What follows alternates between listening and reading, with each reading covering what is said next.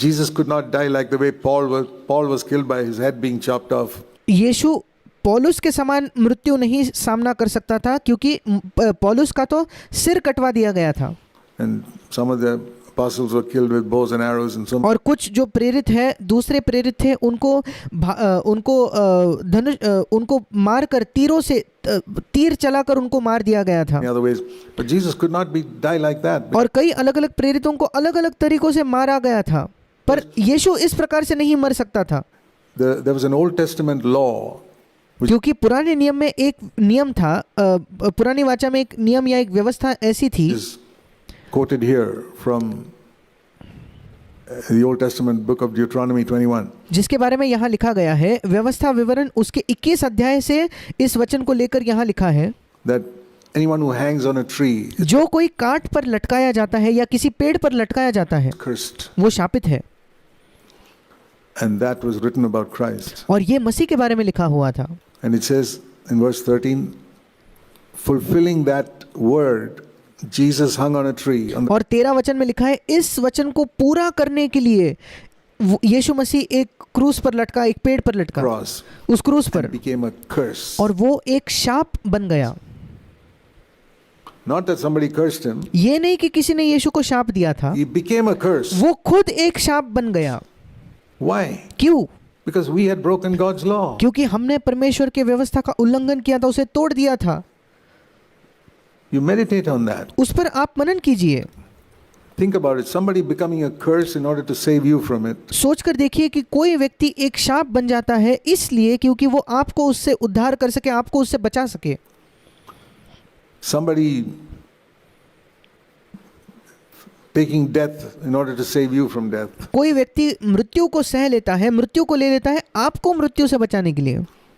I remember when I used to meditate on these things as a young man. मुझे याद है जब मैं एक जवान व्यक्ति था, इन चीजों पर जब मैं मनन किया करता था, I said, Lord, I'll be grateful to you for the rest of my life. मैं कहता था, प्रभु मेरे बचे हुए जीवन तक मैं तेरे प्रति बड़ा कृतज्ञ, बड़ा आभारी रहूंगा, धन्यवादी रहूंगा। And that's what's kept my devotion to Christ all these 60 years. और इसी चीज ने मसीह के प्रति मेरी भक्ति को इन 60 वर्षों में रखा है, सुरक्षित रखा है। Since I came to know him. जिस समय से मैंने उसे जाना तब से लेकर आज तक। I mean, my love for the Lord just keeps increasing because प्रभु के लिए जो मेरा प्रेम है वो बढ़ते ही रहता है। I think of how much he did for me. क्योंकि जब मैं सोचता हूँ कि उसने मेरे लिए कितना कुछ किया। I don't think of how other people let me down or मैं ये नहीं सोचता कि कैसे दूसरों ने मुझे निराश कर दिया, people accuse me or या कैसे लोगों ने मुझ पर दोष लगाया। It doesn't bother me. इन बातों से मुझे कोई फर्क नहीं पड़ता। say, Lord, you have died for me. मैं कहता हूँ, प्रभु तू मेरे लिए मरा। I owe my life to you. मैं अपने पूरे जीवन को, वो तेरा है प्रभु, मैं उस अपने जीवन का कर्जदार हूँ प्रभु। And I want to express that gratitude in a lifetime of service. और मैं उस धन्यवाद को जीवन भर सेवा करके उसको मैं व्यक्त करना चाहता हूँ, उसको इजहार करना चाहता हूँ। And I want to always remember that you became a curse. और मैं हमेशा इस बात को याद रखना चाहता हूँ कि तू एक श्राप बना, That there'll never be a curse in my life. ताकि मेरे जीवन में कभी कोई शाप ना हो। And not only the curse was removed, न केवल वो शाप निकाल दिया गया, but it says Christ became a curse in verse 14. बल्कि ये भी लिखा है 14 वचन में कि मसीह एक शाप बना, so that the blessing of Abraham might come to us. ताकि अब्राहम की आशीष हम पर आ जाए through the promise of the Holy Spirit. पवित्र आत्मा की प्रतिज्ञा द्वारा। I was telling you about being filled with the Holy Spirit. मैं आपको बता रहा था पवित्र आत्मा से भरपूर होने के विषय में। So when we are filled with the Holy Spirit, जब हम पवित्र आत्मा से भर जाते हैं, the reason we can be filled with the Holy Spirit is because the curse that is on us has been removed because Christ became a curse for us. वो कारण क्यों हम पवित्र आत्मा से भर सकते हैं वो ये है क्योंकि हम पर जो शाप था वो निकाल लिया गया है, क्योंकि मसीह खुद हमारे लिए एक शाप बना। So therefore now I can receive the Holy Spirit. इसलिए अब मैं पवित्र आत्मा को प्राप्त कर सकता हूँ। And when I receive the Holy Spirit, it says here this blessing of Abraham. और जब मैं पवित्र आत्मा को प्राप्त कर लेता हूँ तो यहाँ लिखा है अब्राहम की आशीष can become mine. वो आशीष जो है अब्राहम की वो मेरी हो सकती है। So turn to Genesis 12 to see what the blessing of Abraham is. और आइए हम मुड़ेंगे उत्पत्ति की पुस्तक उसके 12वें अध्याय में ये देखने के लिए कि अब्राहम की आशीष क्या थी। You've probably heard this before, but until it becomes real in your life, you have to hear it again. शायद आपने पहले भी इसे सुना होगा, पर जब तक कि आपके जीवन में वास्तविक नहीं हो जाता तब तक आपको उसे बार बार सुनना होगा। The blessing of Abraham is mentioned in Genesis chapter 12, and never forget it. Abraham की जो आशीष है वो उत्पत्ति उसके 12वें अध्याय में लिखी गई है, कभी उसे ना भूले। In very simple words, two बड़े साधारण शब्दों में दो चीजें, sentences. दो वाक्य है। Genesis 12 verse 2, उत्पत्ति 12 दूसरा वचन, the middle. उसके बीच में, I will bless you. मैं तुझे आशीष दूंगा। It's the greatest thing God says. I will bless you. ये सबसे महान चीज है जो परमेश्वर कहता है, मैं तुझे आशीष दूंगा। Number one. पहली चीज। And second, the और दूसरी चीज, last part of verse 2, दूसरे वचन का अंतिम भाग, you will be a blessing. तू आशीष का मूल होगा या तू आशीष का कारण होगा। In a nutshell, that is it. साधारण उसका सारांश निकाले तो यही है, I will bless you and मैं तुझे आशीष दूंगा you will be a blessing. और तू खुद एक आशीष बनेगा। And it says in verse 3, last part, you'll be a blessing to all the families on the earth. In other words, और तीसरे वचन के अंतिम भाग में लिखा है कि भूमंडल के सारे कुल या इस पृथ्वी के सारे परिवार तेरे द्वारा आशीष पाएंगे। look at it like this. मैं इन चीजों को इस प्रकार से देखता हूँ Then when Christ has removed the curse from me, कि जब मसीह ने मुझसे उस शाप को निकाल दिया है तो he did that on the cross. उसने उसको क्रूस पर किया। And I'm really eager to be filled with this Holy Spirit, because remember we read in Galatians 3:14 that is through the Holy Spirit. और जब मैं वाकई आतुर हूँ पवित्र आत्मा से भरने के लिए, क्योंकि याद रखिए हमने गलातियों के पत्र में पढ़ा कि पवित्र आत्मा के द्वारा ही That this blessing of Abraham comes to us today. पवित्र आत्मा के द्वारा ही ये अब्राहम की आशीष आज हम पर आती है। So if you're not filled with the Holy Spirit, it will not happen. और इसलिए अगर आप पवित्र आत्मा से भरे नहीं हो तो ये आपके जीवन में नहीं होगा। But when you're filled with the Holy Spirit, God's blessing comes upon our life. पर जब आप पवित्र आत्मा से भर जाते हो तो परमेश्वर की आशीष हमारे जीवन पर आ जाती है। We begin to overcome sin. हम पाप पर विजय पाने लगते हैं। And not only that, केवल उतना ही नहीं, we become a blessing to every family we encounter. हम एक आशीष बन जाते हैं प्रत्येक परिवार के लिए जिसे हम मिलते हैं। Every family. प्रत्येक परिवार के लिए।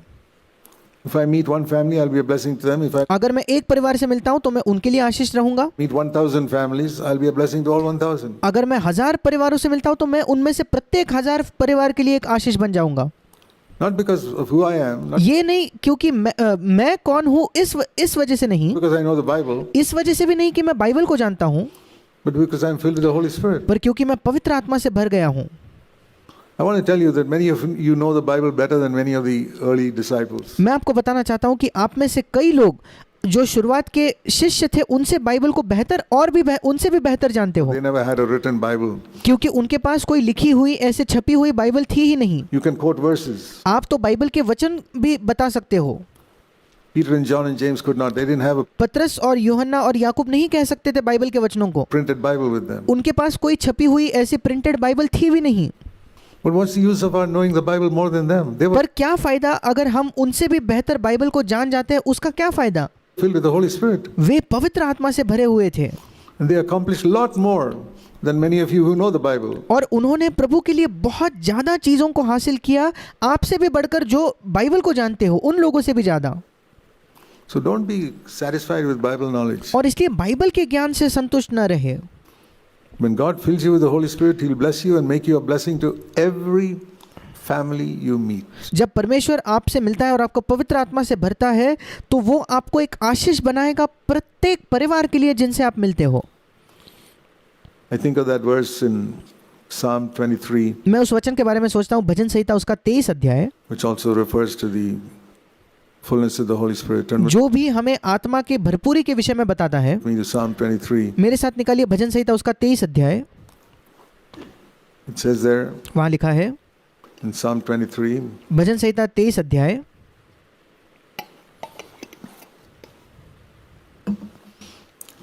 You anoint my head with oil, verse 5. 5वां वचन कहता है तूने मेरे सिर पर तेल मला है, या इंग्लिश में लिखा है तू मुझे तेल से अभिषेक, मेरे सिर को तेल से अभिषेक करता है, ऐसा इंग्लिश में लिखा है।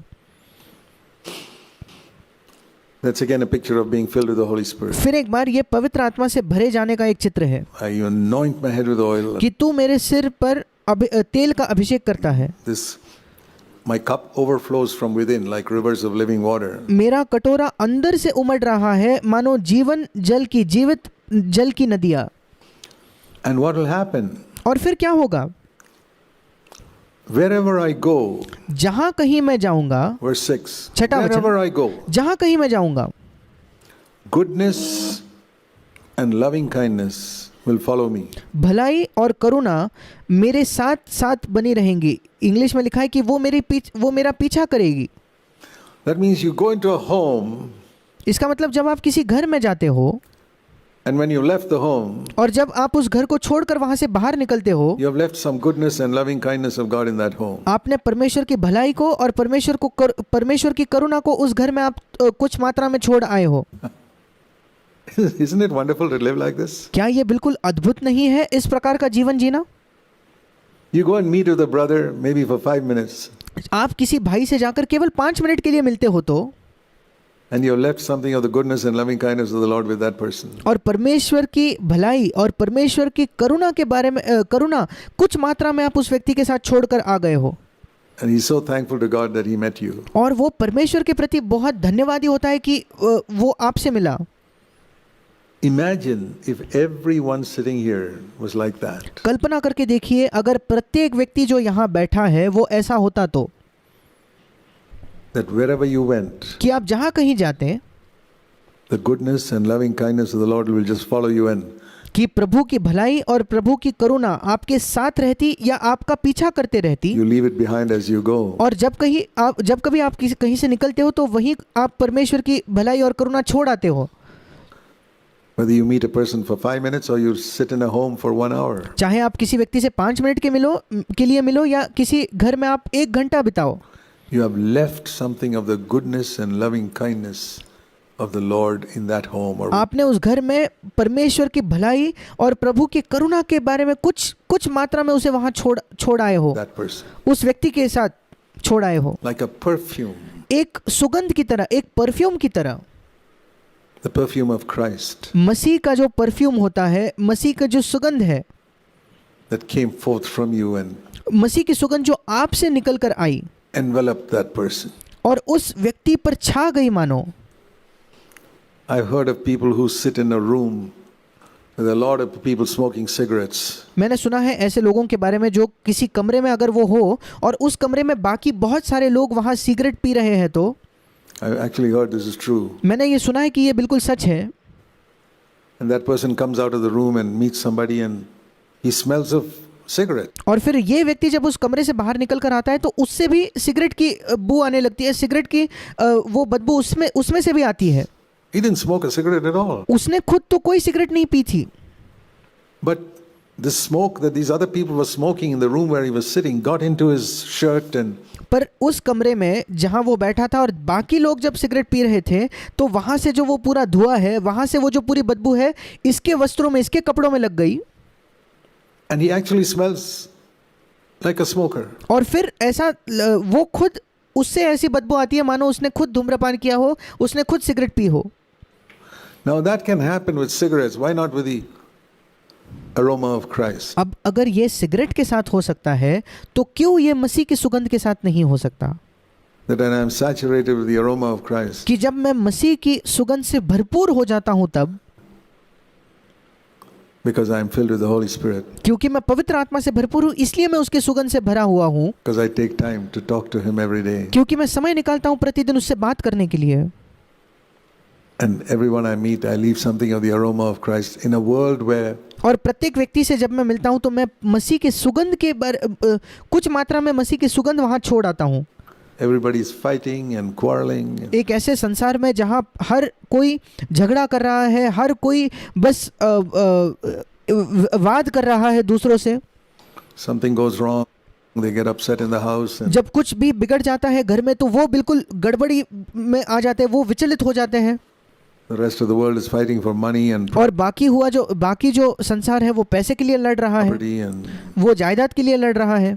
all types of things. और इन सारे चीजों में, In a world full of strife, एक क्लेश से भरे हुए संसार में, झगड़े से भरे हुए for संसार में, earthly things इस पृथ्वी की चीजों के लिए झगड़े से भरे इस संसार में and about earthly matters. और पृथ्वी के मामलों के विषय में जो झगड़ा करते हैं, एक ऐसे संसार में, Imagine if God has a people कल्पना करके देखिए अगर परमेश्वर के पास ऐसे लोग हुए तो who will spread the aroma of Christ, जो मसीह के सुगंध को फैलाएंगे, the loving kindness and goodness of God परमेश्वर की भलाई और परमेश्वर की करुणा को वो फैलाएंगे wherever they go. जहां कहीं वे जाते हैं। So that is the importance of being filled with the Spirit. You और पवित्र आत्मा से भरने का यही महत्व है। can't produce it. You आप खुद से इसको उत्पन्न नहीं कर सकते। can't just determine, okay, I'm going to do that. आप केवल ये निश्चय नहीं ले सकते कि नहीं आज से मैं ये करने वाला हूँ। God fills you with the Spirit, it will happen automatically. अगर परमेश्वर आपको पवित्र आत्मा से भरता है तो ये अपने आप से होगा।